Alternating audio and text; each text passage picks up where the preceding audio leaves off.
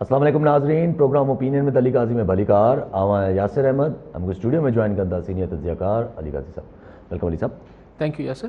علی صاحب اج بینظیر بھٹو شہید جی جا ہے وہ ورسی ہوئی 27 دسمبر. اج گڑی خدا بخش میں بلال صاحب جو وہ ظاہرہ یوزلی جو تقریب کے خطاب کرنا ہے بلال صاحب ایز اے چیئرپرسن.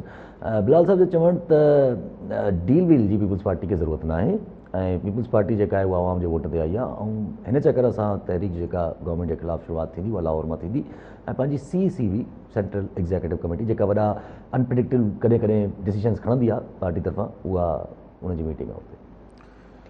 जी अॼु 27 दिसंबर तमामु हिकिड़ो कारो ॾींहुं मुल्क जी तारीख़ में मोहतरमा बेनज़ीर साहिबा खे शहीद कयो वियो पिंडी में. ऐं ज़ाहिर इहो जेको वैक्यूम हो फ्रेंकली उहो भरिजी न सघियो. लेकिन हाणे मोहतरमा ते त गुफ़्तगू पाण कलाकनि जा कलाक ॻाल्हाए सघूं था. हर कंहिंजे पंहिंजा हुननि सां मुख़्तलिफ़ यादूं आहिनि, मुख़्तलिफ़ मुंहिंजी बि हिकिड़ी तवील रहियो रस्तो सहाफ़त ऐं सियासत जे हिसाब सां उहो सियासतदान हुई ऐं सहाफ़ी हुअसि. सो लेकिन अॼु जेको पोइ तक़रीर थी उन में ॿ टे शयूं थोरो इहो महसूसु थियो त हिकिड़ो त तव्हां ॾिसो त का बि नई ॻाल्हि न कई वई. इवन आसिफ़ ज़रदारी साहिब जेके ओचितो पंडाल में आया, इन खां अॻु अॼु सुबुह जे अख़बारनि में इहे ख़बरूं हुयूं त इस्लामाबाद आहिनि ऐं हू शिरकत न कंदा. पोइ ओचितो हुननि शिरकत कई ऐं अमूमन हू बिलावल भुट्टो खां अॻु में तक़रीर कंदा आहिनि. हिन दफ़े हुननि छाकाणि देरि सां आया त हुन बिलावल खां पोइ तक़रीर कई. पर तमामु मुख़्तसर 2-2.5 मिंट हुननि तक़रीर कई. ऐं जेको नवाब शाह में हिते हुते हू ॻाल्हियूं करे रहिया त को फॉर्मूलो आहे, पोइ मूंसां राब्तो थियो आहे, अहिड़ी कुझु बि ॻाल्हि न कई. सिधी सिधी ॻाल्हि कई त मुल्क अमीर आहे, हिन खे क़यादत जी ज़रूरत आहे, अगरि असांखे हुकूमत मिली त मतिलबु जेको हिकिड़ी रिवायती क़िस्म जी तक़रीर हूंदी आहे, को ख़ासि ॻाल्हि न थी. ख़ुदि बिलावल भुट्टो ज़रदारी साहिब को बि नई ॻाल्हि न कई त जंहिंखे चइजे त सिर्फ़ु मतिलबु ऐं नई ॻाल्हि न कई लेकिन उन ई साॻी ॻाल्हियुनि खे वर्जायूं.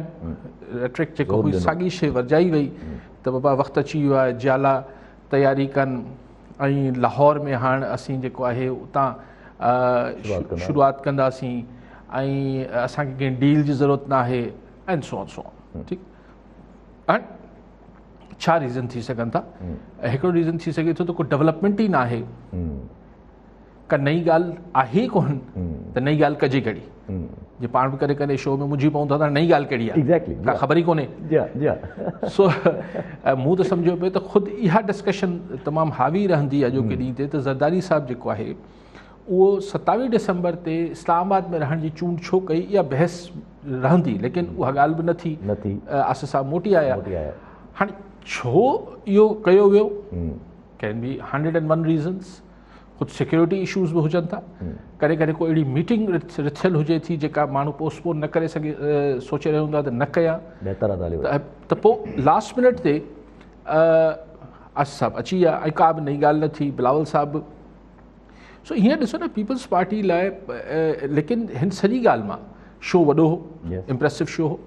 लेकिन ॻाल्हि इहा आहे त हिकिड़ी ॻाल्हि सम्झो अचे थी त जेको लाहौर पीपल्स पार्टी करे पई ऐं पंजाब, इन मां इहो क्लियर थियो त पीपल्स पार्टी वटि बि क्लियर सिग्नल्स आहिनि त नवाज़ लीग ऐं पीपल्स पार्टी जी इस्टेब्लिशमेंट जे विच में को अंडरस्टैंडिंग डेवलप थी रही आहे. अगरि थी न बि आहे हिन महिल ताईं, जेको नवाज़ लीग बि तरदीद करे थी. ॾिसो न, डील जी तरदीद त नवाज़ लीग वारा बि कनि पिया, पीपल्स पार्टी वारा बि कनि पिया.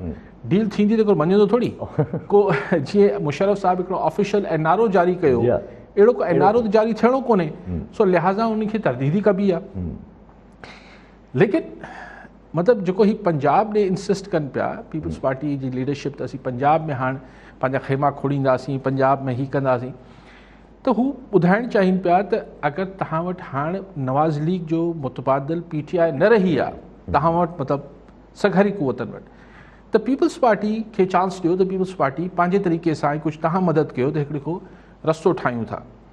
ऐं ॿियो हिन सां फ़ाइदो इहो थिए थो त सिंध में जेके असां वटि नंढा वॾा भोतार हुजनि था उन्हनि खे हिकिड़ो तसली ॾिबी आहे त बाबा सिर्फ़ु सिंध ताईं महदूद न आहियूं, हिन दफ़े असांजो टारगेट फेडरल बि आहे. ऐं पोइ मुख़्तलिफ़ थ्योरीज़ त हेतिरा वोट हूंदा, पोइ हेतिरो हीअं थी वेंदो. पोइ ॾिसो तव्हां NA 135 लाहौर वारे में 133 में ॾिसो त 50,000 मां वोट वधी पीपल्स पार्टी जा 50,000 थी विया. सो ज़ाहिर आहे पीपल्स पार्टी खे पंहिंजी मार्केटिंग करणु खपे ऐं मार्केटिंग कॾहिं कॾहिं हूंदी आहे त तव्हां डोमेस्टिक पर्पज़ लाइ कंदा आहियो, कॾहिं कॾहिं तव्हां नई मार्केट खोलण लाइ पंहिंजी मार्केट खे इनकरेज कंदा आहियो। लेकिन पंजाब में सो मुंहिंजो जेको मक़सदु आहे त 2022 बहरहाल ॾाढो इवेंटफुल थियणु वञे पियो। अगरि हीउ जेको 1.5 महीनो बाक़ी 2 महीना बचिया आहिनि हिन में कुझु न बि थियो त बि कुझु न कुझु वॾी शयूं थियणु वञनि पियूं, जंहिंमें हिकिड़ी वॾी शइ ऑफकोर्स नवाज़ शरीफ़ जी वापसी हाणे काफ़ी प्रोमिनेंट नज़र अचे थो, काफ़ी चिटो नज़र अचे थो त नवाज़ शरीफ़ जी का वापसी थी रही आहे। जेतोणीक इहे तरदीदूं कयूं थी वञनि त असां कंहिंसां को डील न पई थिए, हीअ न पियो थिए, लेकिन इहो आहे त कुझु न कुझु अंडरस्टैंडिंग बहरहाल डेवलप थी रही आहे। ऐं हिन खां पोइ हाणे तव्हां ॾिसो त ख़ुदि बार काउंसिल्स वारा बि सुप्रीम कोर्ट में वञनि पिया त भई हीअ ताहयात नाहेली छा थींदी आहे, ऐं पोइ वज़ाहत बि करे पई बार काउंसिल त असां हिकिड़े ॿिनि माण्हुनि ने कई माण्हुनि लाइ इहो फ़ैसिलो आयो आहे ताहयात नाहेली जो, तंहिंजे करे सो हिकिड़ी लीगल फ्रंट ते बि ठहे पियो माहौल। हिकिड़ो जेको राय आम आहे पब्लिक जो ठहे थो, हुन में राणा शमीम जो बयान हल्फ़ी, हुनजी वीडियो रिकॉर्डिंग छा नालो साकिब निसार जी, अहिड़ी खोड़ शयूं उहा हिकिड़ी राय आमा लाइ ठहे पई। सो नवाज़ शरीफ़ अगरि वापसि ईंदो त वेंदो जेल में ई, लेकिन अगरि इलेक्शन खां 6-7 महीना पहिरीं अची वञे थो त हिकिड़ो पाण खे इहो पंहिंजी लीगल जेको हुनजी नाहेली ऐं ख़ुदि संदसि धीउ जी नाहेली उहो थी सघे थो त कोर्ट्स मां मामिलो हल थी वञे। सो पाण इहे सम्झी सघूं था त अगरि नवाज़ शरीफ़ हिन साल मार्च अप्रैल में किथे अचे पियो त 6 महीननि खां पोइ इलेक्शन थिए पई। अगरि हिन साल जे आख़िर में अचे पियो त पोइ 2023 में थिए पई। सो नवाज़ शरीफ़ जी वापसी ख़ुदि हिकिड़ो इंडिकेटर हूंदो त पाण कैलेंडर ते डेट ठाणी सघूं त कहिड़ी तारीख़ ते इलेक्शन थिए पई। सो इलेक्शन्स जेके आहिनि उहे बि ईंदड़ साल में थियणियूं आहिनि। खोड़ सारी शयूं 22 में पाण खे पॉलिटिकल फ्रंट ते इक़्तिदारी फ्रंट ते थींदे नज़र ईंदियूं। ख़ुदि हीअ तव्हां ॾिसजो त हीअ जेको सुभाणे पेश कंदा मिनी बजट जेको 350 अरब रुपयनि जो आहे, इहो बि मुल्क में वॾी धमाक चौकड़ी मचाईंदो। सो हिकिड़ी हर फ्रंट ते हुकूमत लाइ शयूं हाणे स्क्वीज़ थियनि पियूं, प्रेशर में अचे पई। ठीकु आहे। अच्छा नवाज़ शरीफ़ साहिब जी तव्हां ॻाल्हि कई नवाज़ शरीफ़ जी वापसी जी, त नवाज़ शरीफ़ साहिब जी वापसी ते त काफ़ी जेको प्राइम मिनिस्टर साहिब चयो त कया सारा रहियूं थियूं, पर राणा सनाहाला जेको आहे उहो पिन पॉइंट त करे विया आहिनि। उहे चवनि था त 2022 में ईंदो, पर टाइम टेबल असां तव्हांखे नथा ॿुधायूं त कॾहिं ईंदो, पर होॾां अंसार अब्बासी साहिबु चवनि था त नवाज़ शरीफ़ नथो अचे। अंसार अब्बासी साहिबु हिकिड़ो साफ़ी आहे, राणा सनाउल्लाह नवाज़ लीग जो आहे। जी हा, ठीकु आहे, धणी नवाज़ लीग वारा आहिनि। जी हा, हू चवनि था अचे थो, हाणे पाण सभई साफ़ ई। सो हाणे अंसार अब्बासी साहिबु त जेको रिपोर्ट करे पियो त के नवाज़ लीग सां का डील बि एस्टेब्लिशमेंट जी न थी आहे ऐं नवाज़ शरीफ़ जे अचण या न अचण ते पार्टी 2 हिसनि में विरहायल आहे। जी हा, इहे संदसि सोर्स हूंदा, ज़रिया हूंदा। मूं वटि को ज़रिया वरिया कोन्हनि। मां त हिकिड़े कॉमन सेंस ते चवां थो त मूंखे नवाज़ लीग जो हाणे ऑन कार्ड्स आहे। अगरि कुझु सिचुएशन हिते बिल्कुलु ग्राउंड ते चेंज न थी वई, को वॾो ड्रास्टिक को चेंजिस न आयूं, त आउं सम्झां थो नवाज़ शरीफ़ जी वापसी ऑन कार्ड्स आहे। अच्छा, अगरि नवाज़ शरीफ़ साहिबु वापसि अची वञनि ऐं अगरि जे जेल जी पंहिंजो हुननि जो छा चइबो आहे कि अगरि बेल ते ई हुजनि ऐं सिर्फ़ु कैम्पेन अगरि कनि, सिर्फ़ु पाण भले न आयल बि हुजनि, अगरि कैम्पेन कनि पंहिंजी धीउ जे बेसिस ते या पंहिंजे भाउ जे बेसिस ते, त पीएमएल त उहो ई अचीव करे बि सही। ॾिसो न, अगरि आउं त हिन खां वधीक सिनेरियो बयानु कयां थो, अगरि नवाज़ शरीफ़ अचनि था, जेल में हुजनि था, मरियम नवाज़ जी नाहेली ख़तमु थी वञे थी, तब पर आउं चवां थो अञा हिन का ॻाल्हि अॻिते कयां थो, अगरि नवाज़ शरीफ़ लंडन में ई वेठो आहे ऐं संदसि धीउ जी नाहेली ख़तमु थी वञे थी ऐं हू कंपेन करे थी पंजाब जे अंदरि, त पंजाब में ॾुखी सूरत पैदा थी वेंदी ॿियनि सभिनी लाइ। ठीकु आहे। त हिन महिल ॾिसो, हिन महिल जेको पंजाब में को एज सच पॉलिटिकल वैक्यूम न आहे। वैक्यूम पैदा बि थिए पियो त उहो वैक्यूम पैदा थिए पियो जेको एंटी नवाज़ लीग वोट आहे, जंहिंमें PTI ऐं हीअ सभु आहिनि, जेको सेंटर राइट या थोरो लिबरल वोट आहे जेको इमरान ख़ान ॾे वियो हो त भई तब्दीली ईंदी, चेंज कंदासीं, उहो वैक्यूम पैदा थिए पियो। पर हाणे सोचो त जेके माण्हू इमरान ख़ान खे जे लाइ पहिरियों दफ़ो हुते जा गुलबर्ग ऐं डिफेंस ऐं हुते जा शहरी इलाइक़नि मां उहे माण्हू या और ख़वातीन निकितियूं जिन्हनि कॾहिं ज़िंदगी में वोट न ॾिना हुआ, उहे अगरि इमरान ख़ान मां मायूस थियूं आहिनि त छा हू मोटी अची तहरीक लबैक खे या पीपल्स पार्टी खे या क्यू लीग खे त वोट न ॾींदियूं? चवनि त ठीकु आहे असां वोट नथा ॾियूं। हिन हिकिड़ो नओं पंहिंजो पुराणा माण्हू बि सियासी माण्हू बि इमरान ख़ान सां गॾु थिया तहरीक इंसाफ़ सां, पर हिकिड़ी नई हिन माण्हुनि नई हिकिड़ी पूरी मख़लूक खे नई क्लास खे बि हिन सियासत में इन्वॉल्व कयो। सो उहो वैक्यूम पंजाब में पैदा थिए पियो। हाणे उहो अगरि नवाज़ लीग ॾे न बि वञणु चाहे थो त छा हू क्यू लीग में या पीपल्स पार्टी या तहरीक लबैक या ही जेके पार्टियूं आहिनि उन्हनि ॾे मुश्किल मूंखे लॻे थो त वेंदो। सो पर जेको वॾो वोट बैंक आहे उहो नवाज़ लीग सां इंटैक्ट आहे। ठीकु आहे, कॉलर सां गॾु वसीम कुरैशी हैदराबाद में। जी कुरैशी साहब, क्या कहना चाहेंगे? तो शुक्रिया अदा करना चाह रहा हूँ कि उन्होंने जो है एक छोटे से आदमी की दरख्वास्त के ऊपर उर्दू में प्रोग्राम किया, और दूसरा सर उन्होंने बड़ा मुफस्सिल जवाब दिया था प्रोग्राम के अंदर, और बहुत अच्छा जवाब दिया। आपने सर कहा था कि इनलीगल एक्ट 2005 जो है वो मुशर्रफ साहब ने दिया था, तो सर मसला ये है कि यहाँ पर सही तरह कानून पर इम्प्लीमेंट ही नहीं है, न पुलिस न कोई भी इदारा। वो जो कानून तो बने हुए लेकिन उस पर इम्प्लीमेंट ही नहीं होता है।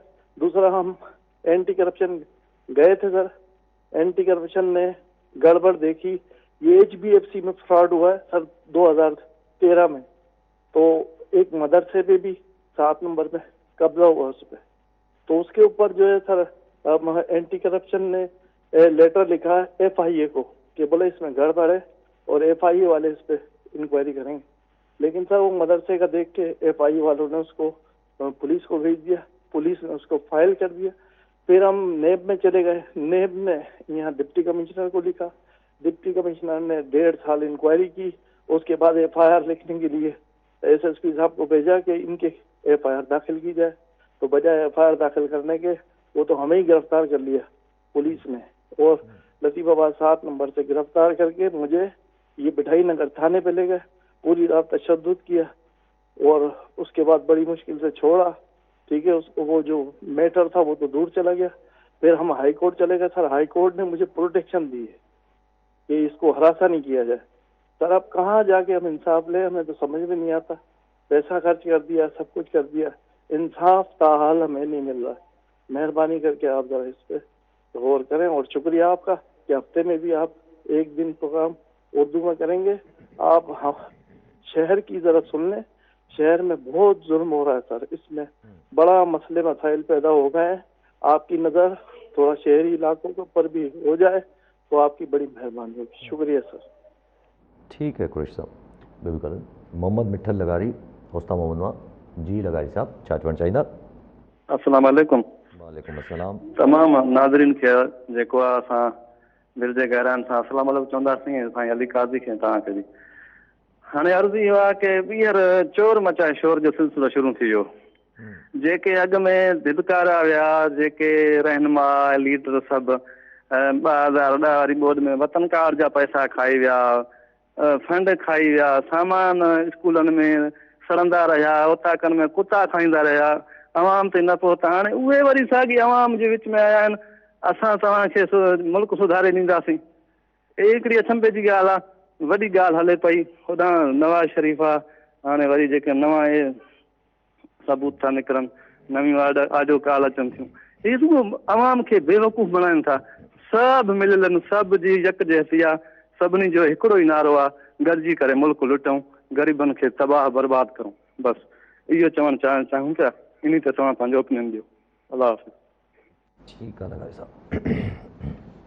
जो कुरैशी साहब, मैं आपकी बात से सिर्फ ये समझ पाया कि आप कह रहे हैं कि कोई आपकी प्रॉपर्टी है उस पर कब्ज़ा हुआ है और वो उसके लिए आप दरबदर हैं, मुख्तलिफ़ इदारों मुख्तलिफ़ फ़ोरम से आप जा रहे हैं और आपको कोई रिलीफ नहीं मिल रहा। बिल्कुल सही, ऐसा हो, मतलब मैं ये नहीं कह रहा आपका केस तो वो तो अदालत में फ़ैसला होगा कि आप सही कह रहे हैं कि आपकी प्रॉपर्टी है या नहीं, लेकिन ये एक इतना बड़ा जुल्म है कि अगर किसी के साथ नाइंसाफ़ी हो रही हो तो आखिर वो कहाँ जाए। मुतल्लिका इदारा नहीं रिस्पॉन्ड करता। फिर दुनिया में ये होता है कि अगर मुतल्लिका इदारा نہیں رسپانس دے رہا ہے تو پھر لوگ عدلیہ کی طرف رجوع کرتے ہیں. بدقسمتی سے ہمارا جو عدالتی سارا ایک پروسیجر ہے، جوڈیشل پروسیس ہے، وہ اتنا تکلیف دہ حد تک ڈیلے کرتا ہے، اتنا سلو چلتا ہے، اتنا اس میں ہمیں اور اس میں اتنا مہنگا ہے کہ پھر ایک عام آدمی یا خاص آدمی بھی وہ پھر مجبور ہو جاتا ہے کہ کیا کرے. اور یہی فرسٹریشن کی اس ملک میں اور بہت سی وجوہات ہیں، لیکن ایک بڑی وجہ یہ ہے کہ یہاں پر وقت سے سستا انصاف نہیں ملتا. اس ملک کا بہت بڑا المیہ ہے اور ہمیں پہ سب چیزوں کے لیے نوٹس لے لیے جاتے ہیں. میں بار بار یہ بات بولتا ہوں، سب چیز کے لیے ہماری اعلیٰ عدلیہ جو ہے اس کا نوٹس بھی لیتی ہے، اس پر ایکشن بھی لیتی ہے، اس پہ حکم بھی دیتی ہے، سب کچھ ہوتا ہے.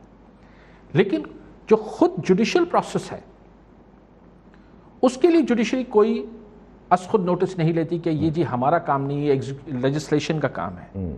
تو پھر نسلا ٹاور بھی لیجسلیشن کا یا ایک ایگزیکٹو ایشو ہو سکتا ہے اگر ایسے ایک بحث پر بحث کی جائے تو. ویسے تو عدلیہ کا استحقاق ہے کہ کس کو وہ اپنے ڈومین، سب کچھ ان کے ڈومین میں. تو یہ جو خود ان کی عدالتوں میں جو جس چیز کا فیصلہ مہینے میں 2 مہینے میں ہونا ہے، قانون میں لکھا ہے کہ 2 مہینے میں فیصلہ ہونا ہے، اس کے لیے 2 سال 15 سال 20 سال لگ جاتے ہیں. تو کیا پھر یہ باقی تو سب ٹھیک ہے، لوگ جیلوں میں سڑتے رہتے ہیں. یعنی عجیب ایک پریکٹس ہوئی ہے کہ جب تک ایک آدمی کو جوڈیشل ریمانڈ میں نہیں لیا جائے گا، یعنی اس کو جیل کی ہوا نہیں کھلائی جائے گی، تب تک اس کی بیل نہیں ہوگی. ارے FIR جھوٹی ہے، سچی ہے، اگر مان لیں کہ جھوٹی بھی ہے اور پراما فیسی ظاہری طرح وہ جھوٹی ہے، لیکن بیل کے لیے اس کو جوڈیشل ریمانڈ میں بھیجا جائے گا. یعنی وہ ایک شریف آدمی 7-8 دن 10 دن 15 دن جو ہے وہ جیل کیا. اور جیل ہمارے عقوبت خانے ہیں، وہ کوئی جیل ہے، وہ تو ایک ٹارچر سیل ہے یہ ہمارے جیلز جو ہیں. تو کہنے کا مقصد ہے کہ کاش کبھی کوئی ہماری اعلیٰ عدلیہ اپنے ہی سارے عدالتی سرشتے کو، انصاف کے جوڈیشل پروسیس کو، جسے پروسیکیوشن بھی ہے، جسے پولیسنگ، اس پہ بھی کوئی ایک دفعہ ایک کراچی کے مسائل تو حل کر لینے چاہیے. لیکن یہ مسئلہ حل ہو گیا تو یہ سارے ملک کے کروڑوں آدمیوں کا مسئلہ ہے. سو مجھے ہمدردی ہے آپ کے ساتھ کوئی سا. اور شہر اور دیہات میرے لیے تو سب برابر ہے. میرے کہنے سے اگر کہیں کا بھی مسئلہ حل ہو جائے تو میں سارا دن کہتا رہوں. لغاری صاحب ہی جو تہاں چو تو سب ہی ہیں، سب ہوں جو تہاں چو پیا الزام ہنو پیا تو پوچھا کجے اگر آپشن یہی دبا مطلب ॻाल्हि आहे त तव्हां 2018 में तव्हां सां मुराद मुल्क जे माण्हुनि हिकिड़ो थर्ड ऑप्शन बि ट्राई करे वरितो, पोइ ख़ुशि आहियो.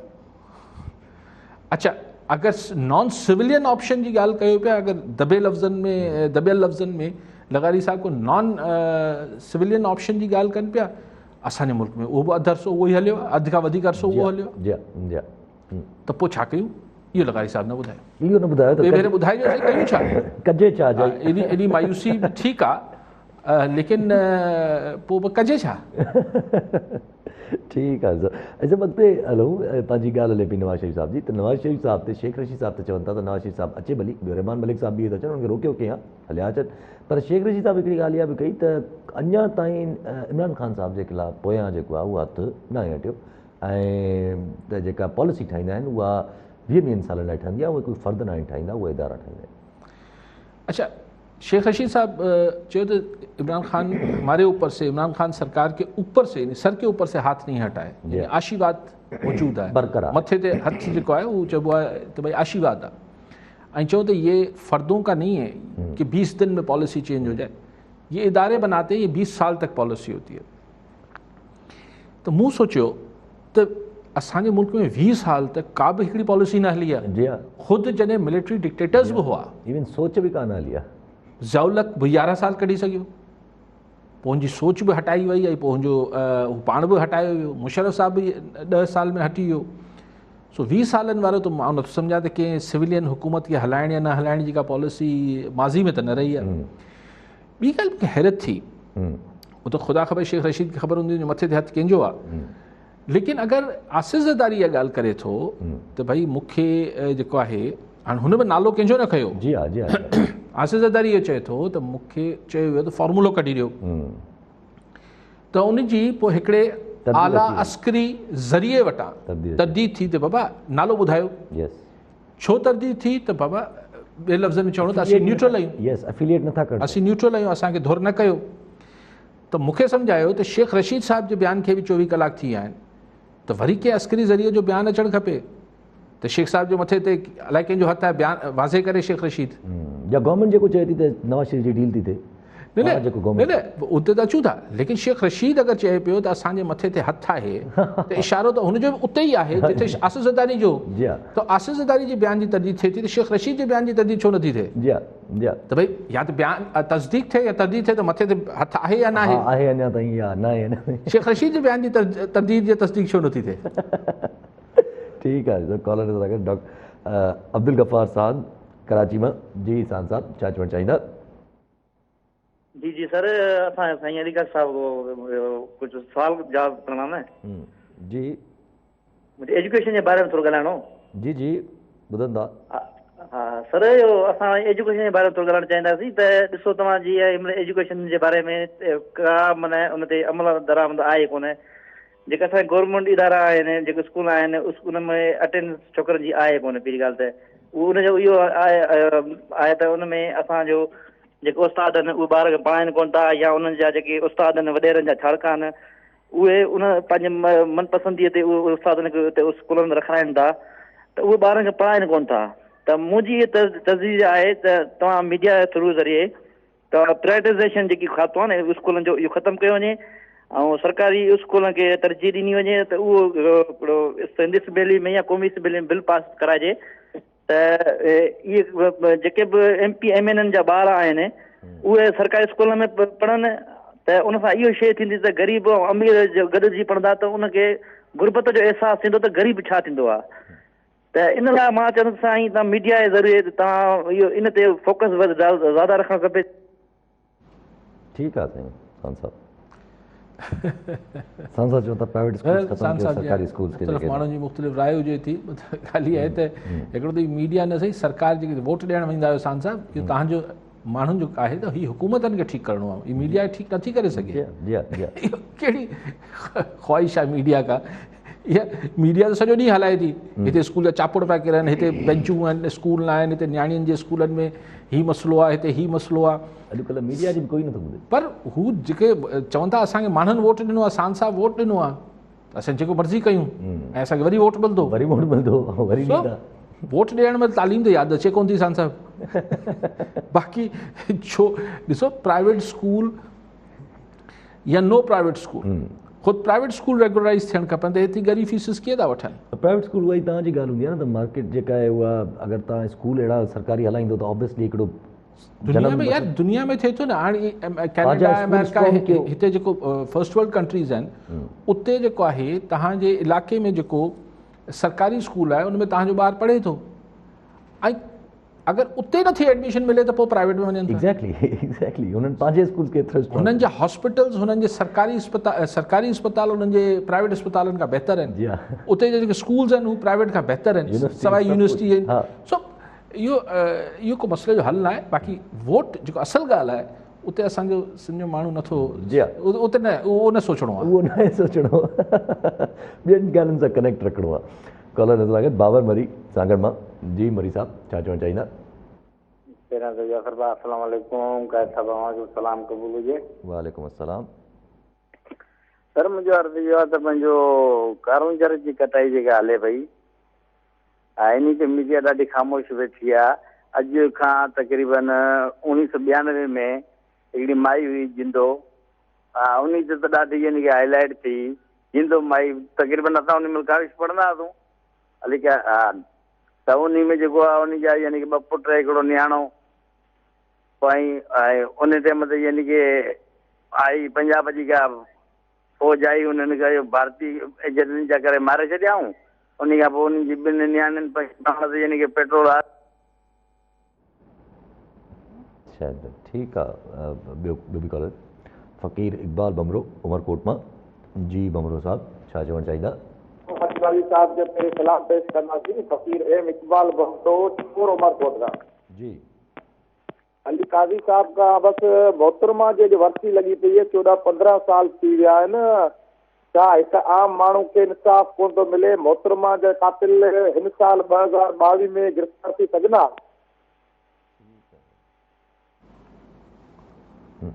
साईं हू जेको अॻु में सान साहब चयो, पोइ वरी आख़िर में पाणे चई त क़ौमी असैम्बली सूबाई असैम्बली मां बिल पास थिए त ॿार जेके आहिनि, अवल त उन सां इतफ़ाक़ नथो कयां त ही सरकार प्राइवेट स्कूल ख़तमु कया वञनि। सही त उहो बिल केरु पास करे सूबाई असैम्बली में? जिन्हनि खे तव्हां चूंडे अचो था। त अगरि हुननि खे तव्हां तालीम जे मामले ते चूंडियो त पोइ तव्हांखे इहो बिल पास करण जी ज़रूरत ई न आहे। ऐं जेके हींअर वोट जी ताक़त खे असांजा माण्हू मतिलबु छाकाणि त उनमें पाण कमु करिणो पवंदो न, लाइननि में बीहणो पवंदो, हिकिड़ो ॾींहुं ख्वारी थिए थी, मोकल वारो ॾींहुं हुजे त इलेक्शन हर उहो वही ख्वारी कजे ॿी जे लाइन में। हा सही ॻाल्हि। बाक़ी सभु मीडिया करे वठे। अच्छा, ॿी ॻाल्हि साईं, जेके मरी साहब किथे मरियम किथे, छा मूं मरियम जो किथे टंडो यार, हाणे किथे हू टंडो बहाल वारो तव्हां वाक़ियो हुयो, उनमें 9 माण्हू मां हुआसीं, 3 न हुआ, तव्हांखे करेक्ट कया, असां ई स्टोरी ब्रेक कई ऐं पोइ हू सभु कुझु थियो। हिकिड़ो बिल्कुलु इंटायरली डिफरेंट फिनोमिना हो। कारुंजर ते मीडिया कीअं माठा? मुस्तक़िल ख़बरूं हलनि थियूं, मुस्तक़िल हुते स्टोरीज़ हलनि थियूं, जेके हुते मुज़ाहिरा एहतिजाज थियनि था उहे हलनि था, रिपोर्टूं हलनि पियूं। अलाए मरी साहब कहिड़ो मीडिया पियो ॾिसे पोइ? मीडिया बि त इलाही सारो थी वियो आहे न। जी हा। ऐं अॼु सुप्रीम कोर्ट में कंहिं दरख़्वास्त बि ॾिनी आहे, ऐं रड़ियूं करे बीठो आहियां त भई हीअ अगरि हलियो वियो कारुंजर त पोइ इहे बसि पोइ विसारे छॾियो त अहिड़ी का शइ थींदी, वरी कोन फुटी ईंदो कारुंजर। लेकिन गवर्नमेंट खे करिणो आहे न, रोकणो आहे न, वरी कोर्ट। ॾिसो मां मुंहिंजो जेको ज़ाती ओपिनियन हूंदो आहे त अहिड़ा मामला जेके आहिनि ही गवर्नमेंट ऐं पॉलिटिकल एडमिनिस्ट्रेटिव ही जेके मामलात आहिनि ही कोर्ट्स खां ॿाहिरि हैंडल थियणु खपनि। पर वाक़ई में आउं बि ख़ुशि हुयुसि अॼु, मुंहिंजो ठीकु आहे, भला अलाह करे त अदलिया मां को हुकुम अची वञे, छाकाणि त हिते जेको कंसर्न डिपार्टमेंट आहे उहो शायदि मिनरल एंड माइंस वारा आहिनि, अलाए केरु आहिनि, माइंस एंड मिनरल वारा। सो उहो त शायदि न कंदा, उन्हनि जी हले नथी या छा? भई हले नथी त उहो बि मीडिया में अची चवनि था असांजी नथी हले। को असांखे ॾाढा अची हुते टोड़ीनि पिया, सिंध जी जेका हिकिड़ी शानदार तारीख़ आहे, सिंध जी सूंहं आहे, त अलाह करे सुप्रीम कोर्ट चए पोइ।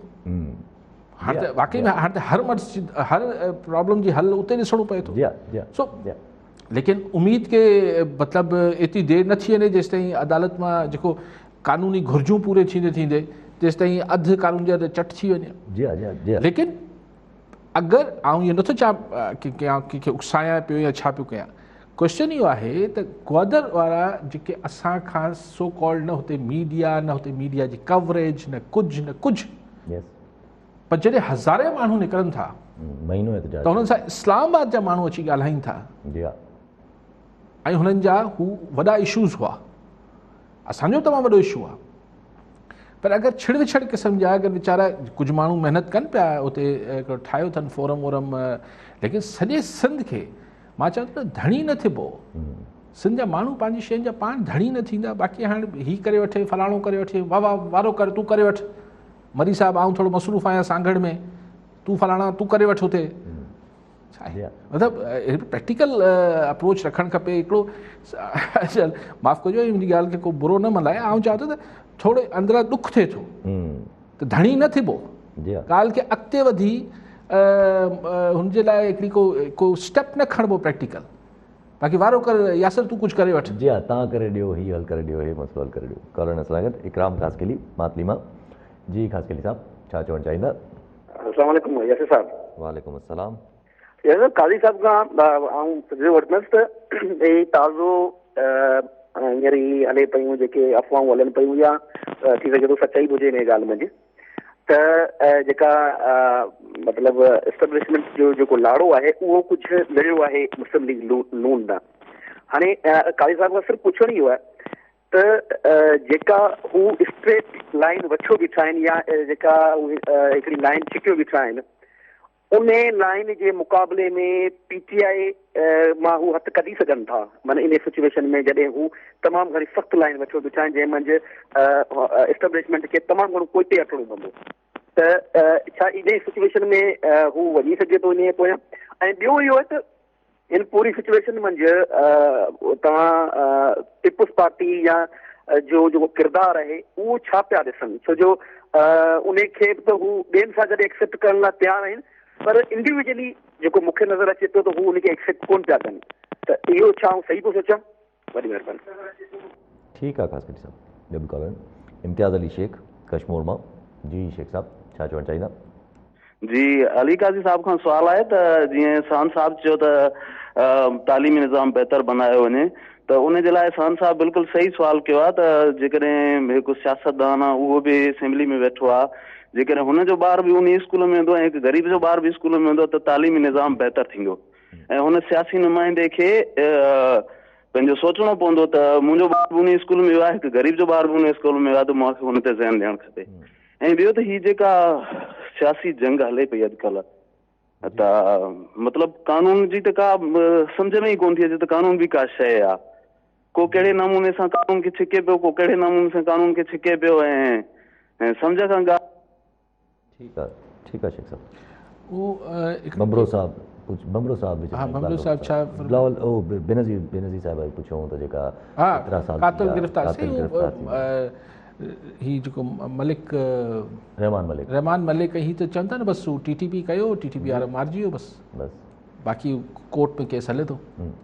बसि असांखे बसि एतिरो सोलो बीबी खे बसि ईअं बैतुल्ला महसूद मारे छॾियो। मूं तव्हांखे शायदि ॿुधायो त बीबी मूंखे असांखे जेके इमरजेंसी हई हुई परवेज़ मुशर्रफ, त ॿिए ॾींहं ते यानी 3 नवंबर ते हुन शायदि 4 या 5 ते असांखे शाम जो घुराई ऐं 3-3.5 कलाक 7-8 जर्नलिस्ट हुआसीं, एडिटर हुआ मुख़्तलिफ़ अख़बारनि जा ई हुउसि।